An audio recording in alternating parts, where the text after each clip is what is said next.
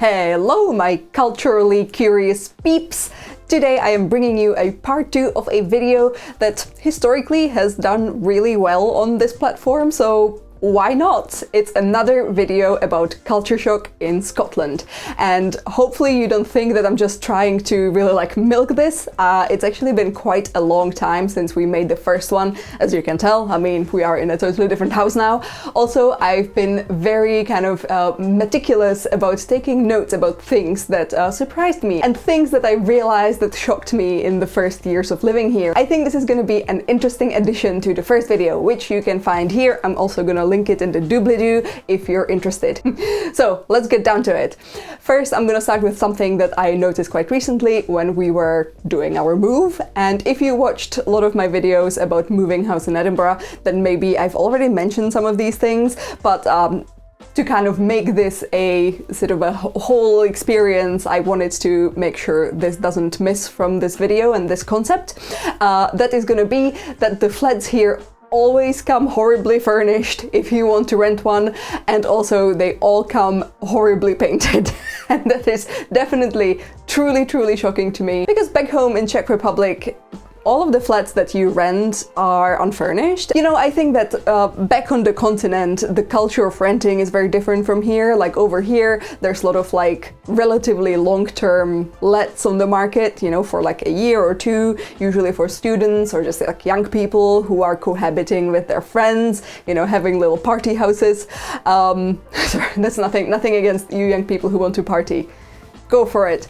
Keep it down! Yeah, to give you some context, my family back in Czech Republic, back in Prague, they have been living in the same rental apartment for 80 years now. So that's the sort of difference between here and there. Here we moved into this beautiful flat and I'm keeping my fingers crossed that we're not gonna get kicked out in a year. We would really love to stay here for, let's say, 3-4 years. That would be perfect. But yeah, back home this is not something that you have to worry about. But that wasn't even my point. I was gonna talk about the furnishings, because this is actually something that creates a bit of a rift even between England and Scotland. So even if you're moving from down in England to up in Scotland, then you will find that on the rental market most places will be furnished, usually with very ugly, you know, that sort of lowest tier IKEA furniture. And I mean, even that is going to be quite lucky. I think that a lot of flats come with those mystery sofas that are probably 25 years old and you really don't know what happened on them. Yeah, I never loved that. And as kind of 1.2 point of this part of this video, there's also a very charming color that people here use to paint walls, which is called the magnolia yellow, and it is magically just disgusting. I hate it. It's I don't know what, I don't own anything that has that color because I just despise the color. It's horrible. I know that Simon, whenever we look for flats, Simon will be looking at those letting ads and will be this is perfect, but magnolia yellow. So I know that you will veto this, and he is right. I'm gonna find some pictures of magnolia yellow for you so you know how bad it is, and trust me, it truly is prevalent and just soul-crushing here in Edinburgh and probably in whole of Scotland. An additional little note, there was actually a research about furnished apartments in various places around UK, and for example in Glasgow, furnished apartments are on average about 15% more expensive to rent than unfurnished. So not only you're getting a flat with ugly furniture, you also have to pay more for it. So yeah, that's how they get you to try to get on the property ladder, even if you don't want to be on it. It's it's either this ugly mystery gross couch or a mortgage. Number 2 is the cider culture here. I think that this is probably a thing that exists all over the UK. You probably know that, you know, me as a Czech person, I come from a beer country, and a lot of you watching this might be coming from a wine country. And I guess that here it's kind of partially beer country, partially gin country, obviously a bit of whiskey country as well. But it's really the cider that surprised me, because it's like omnipresent, you know, at parties and in pubs, and you will get, you know, the whole range of cider from the very cheapo one. They come in those like 2-liter bottles, you know, those like horrible Strongbow thing. White lightning. Oh my god, like the problem is that I think that even if you fancy a cider, like something sweet and bubbly, you know, it kind of has a soda quality to it, right? But it's so dangerous because like it's so sweet as well, which means that you will get the hangover like from hell. It's the worst. And I can't say that I've ever had more than one. I think that my only hangover from cider was so bad that I never drank cider ever again. Although that's a lie. I think that in the past like 2 or 3 years, there's been quite a nice like resurgence of artisanal cider. You know, the cider that's made properly. Properly, that sounds bad, but basically the history is that at the start of like 20th century, end of 19th century, like the cider board basically agreed that you can call many things cider. It doesn't have to be like 100% fermented apple juice. You can add a whole bunch of things in it, and these days there's a lot of people who are creating cider the sort of good old-fashioned way, where there's much less additives and it's less sweet. You can get, you know, your nice like drier cider, which, you know, is going to be less sweet and hopefully is going to make your head hurt a lot less the next morning. I would be really interested to know what you think about cider. Are you a cider drinker? What's your reasons for it? I want to go blind.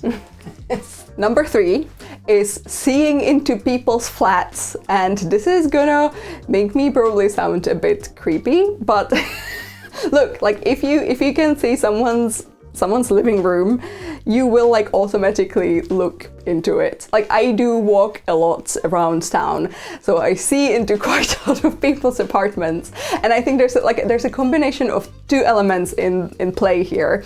One of which is in Edinburgh, there's quite a lot of kind of like street level flats, which I wouldn't say is that all that normal. Like I think that a lot of European cities don't really have those flats, especially like in the historical buildings. I think that the newly built buildings might have those just because they want to maximize the space they can sell. But in these old, you know, like 19th century buildings, in Prague, usually you will like enter the building and go up a flight of stairs, and like from that point on the flats start. But like when you're walking on the street, you will get some shops or nothing. Here you get shops and flats, and you can look into both, and it's kind of like when you're walking around and you're bored, you just will look into people's apartments. Do I sound really like creepy here? Look, this is like a 2-way thing. I can see into other people's apartments, they can see into mine. God knows I'm not very good at using the blinds here, so I think that we have a pretty intimate relationship with many of the neighbors. Sorry! Look, I think that when they see me, it's often better than when I see some of them. Number 4 are private gardens. This is something that's kind of a pet peeve of mine when it comes to Edinburgh's culture. I'm not quite sure to what extent private gardens are a thing in other cities in Scotland or in the UK. I can imagine London probably has some in one of like the more upmarket parts of the city. Definitely let me know down in the comment section if you've lived in any other Scottish cities and you are aware of any private gardens. But basically, if you've ever visited Edinburgh, then there are many spots in the city centre where you will see like a nice park. Usually it will be behind a fence, but that's not that surprising. Like most parks are behind a fence, you know, usually because it adds safety, you know, it keeps like wild animals and foxes outside of the park and dogs inside of the park. Like that makes sense. But often it's kind of hard to tell at first glance if you can actually enter that park, and I imagine that many of you who have visited Edinburgh for maybe just a couple of days didn't realize that some of these parks or gardens you can't actually get into. They are locked and they are huge. They take up quite a lot of space, like a lot of the greenery space in the city centre, and I think that it's something that should be accessible to everyone. I mean, it really just is like against like all my values. I think, you know, cities in media like to kind of like fight over like who's the greenest city and like the city with the best quality of life. And then when you like sprinkle in a couple of those fairly big gardens that like normal like plebs can't get into, I find that really infuriating. And of course, these gardens are usually in the more like upmarket neighborhoods. And the thing is, it's not like if you luck out and get an affordable flat in New Town, it's not like you automatically get access to one of these gardens just because you have that, you know, you live there. You still have to pay for it. So, but you can only pay for it if you actually have that postal code that like corresponds with that park/garden. And I don't know, I think that's not a great thing. Yeah, well, I mean, we thankfully do not live in such a posh neighborhood, so all the parks we have around here are totally free and accessible, and yay, socialism. At number 5 we have food prep convenience. Whenever I talk to my friends, especially friends who live outside of the UK, sometimes it's quite surprising that for me, the standard of like, you know, dinner time is that I consider myself as someone who cooks every night. So like I put together a meal every night. However, I'm realizing that maybe if I didn't live here, I wouldn't, just because it seems like in a lot of other countries, if you go to a grocery store, you will get like 2 categories of like what you can go after. Usually you can either like truly cook from scratch, or you can get a convenience pre-made meal, like frozen or just like a microwave meal. And in most of these countries, there's kind of like the bit where these two overlap seems to be missing. And I often notice it when I go somewhere for like a longer amount of time and I don't want to be eating out in restaurants and cafes. I want to like actually stay at home for the night and cook something. I always notice that these are the only 2 options that are given to me if I go to any kind of like mid-sized supermarket. And over here, you do get that middle ground. You do get that sort of like Venn diagram overlap, which is conveniently prepped ingredients. To give you some context, what I'm talking about here is, for example, the sort of like stir-fry meal deal when you go to a supermarket and you can basically pick like a packet of fresh noodles, a packet of prepared vegetables where you have, let's say, you know, 4 to 8 kinds of veggies like prepped, chopped up in a bag. Then you have a sauce and a like cut up protein, you know, tofu, chicken, pork. It's still just the pure meat, just kind of cut up for you. So literally the only thing you have to do is pop it in the pan. Alternatively, there are also many ways of ordering those like meal prep boxes. We do that quite a lot as well, because that way you do have to prep the veggies, but there's a lot less wastage. You basically get like just as much vegetable and protein as is needed for that recipe for 2 people. Yeah, it's also a nice way of like learning new techniques and cooking. Another thing that I noticed, especially when compared to talking to my friends in Czech Republic, is people here are a lot more into cats. I mean, you will see many dogs on the streets, but when you actually like talk to people, when you like meet people at work, over lunch break, you will kind of overhear that like everyone has a cat or multiple cats. Well, whenever I go back to Prague and I talk to people over lunch, I often am regularly just shocked that nobody has a cat. Like everyone has a dog. And there's almost this like inverted quality to it as well, because I would say that here in Scotland you will find most dogs in the countryside. I think that's also because countryside here is more affluent than city. People in cities, you know, live in smaller apartments, and cats can kind of deal with that, while people who live in the countryside and, you know, might be fairly young but already retired, or, you know, they have a large house with a large backyard, they are the ones that kind of can take on the responsibility to have a dog. Back in Czech Republic, if you go to the countryside, there will definitely be a lot of like semi-feral cats. As my culture shock number 7, I am gonna be talking about theatre culture. And I think that you can imagine that here in Edinburgh, you know, having all of the festival season and, you know, the festival fringe, all of that, a lot of people imagine that Edinburgh is this like center of theatre culture, but really, like, it really isn't. It's really weird to me because obviously I think that your opinion is always going to be a bit skewed if you grew up in a capital of a country. But to me, Edinburgh is a capital, but I think that in the theatreness, Edinburgh unfortunately is like way behind London. Like London is where all of the theatre culture, that sort of like, you know, month by month, day by day theatre culture is focused. And over here, you only really get like traveling sort of like theatre tours. You also get a lot of panto. Like I really don't give a no. I will not go see a panto. Oh yes, you will. Maybe if we get to like 50,000 followers, I will go see a panto. Don't get me wrong, Edinburgh does have quite a lot of other art culture. Obviously, there's so many galleries, museums, all of that. There's a lot of that kind of like static culture, to the extent where, like, even if you've lived here for 10 years, there's always more things to discover. Like, I've never been to the Jupiter Artland. That's still on my list. It's just like a little bit beyond the city, and I really want to see that. That's kind of like an open air statue museum. There's just so much to visit, and obviously all of the historical sites, all of that. But yeah, just the live theatre culture does seem to really be lacking. And during August, during the festival season, it kind of like balances itself out, but not quite. Like, am I the only one seeing this? Like, I keep realizing how little theatre there is, and it's starting to bother me. I'm kind of like craving going to the theatre and seeing something interesting. Yeah.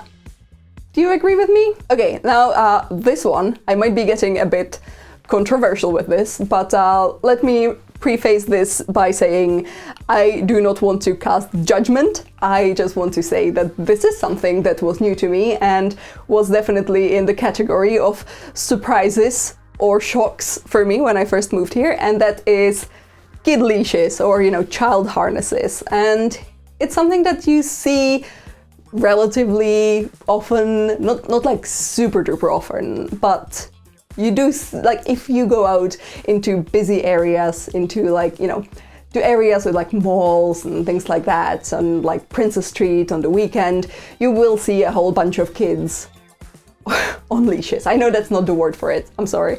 Harnesses. It's usually like a little backpack with like a little sort of a thingy attached to it, so the parent can make sure that the kid doesn't like run away. And honestly, this might just be like a generational thing. You know, like, I definitely haven't grown up with that, but at the same time, I can imagine that there is a lot of convenience to it. I imagine that if you take a small child, especially like a child that's quite active, to an area that's full of people and there's a lot going on, and the kid might be getting distracted and kind of running, you know, after things, and you have to perhaps keep an eye on something else, you know, like your husband, another child, whatnot, then I do understand it. It is just a bit... It is surprising to me, I'm not gonna lie. At number 9 is how many things Scotland actually gets to decide for itself. When I first moved here, I really thought that everything is decided down in London, and it wouldn't be great. The more time I spend here, the more I realize it really shouldn't be that way, and the more power Scottish Parliament gets for making its own decisions, the better. Really, like, when it comes to the like devolved power decisions, a lot of the areas are quite kind of like social centric. So think things like housing and some like social and health services or education. And I think that Scotland is really taking advantage of having some independence on this, and you can really see there's a bunch of differences between England and Scotland.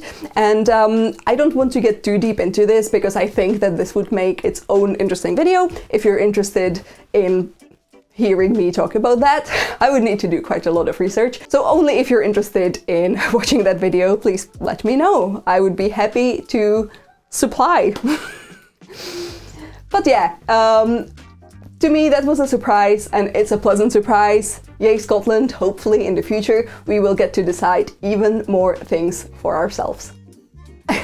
And my last piece of culture shock, this is a bit of a bonus, this is not very serious, but it is true, is that everyone has a Sports Direct mug. Why does everyone have a Sports... Simon, explain. They just magically appear one day in your cupboard.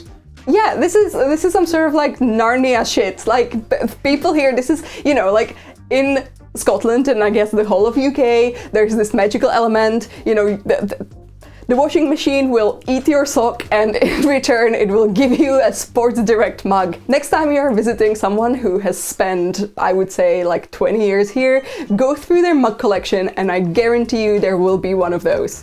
These guys. I almost feel like I should get one, because like until I have one I will not feel fully assimilated. I did throw one of ours out. I didn't know we had one. Now you need to go steal your brother's, so I can show the lovely people of the internet what a phenomenon this is. Alrighty, so that takes me to the end of this list. Hopefully you enjoyed this. I would love to hear your opinions on all of these things. Maybe we will get to some sort of interesting discussion. I realize that some of the things I mentioned today might bring up some, you know, more heated discussion. Bring it on! Yeah, well, I mean, at the end of the day, it's gonna help the algorithm, so yeah, go for it. So, for now, I am signing off. You can always see me on Instagram on Kakibot and Kakiblog. You can also visit my Etsy store. There will be a link down in the doobly-doo, and I shall see you soon. Bye-bye!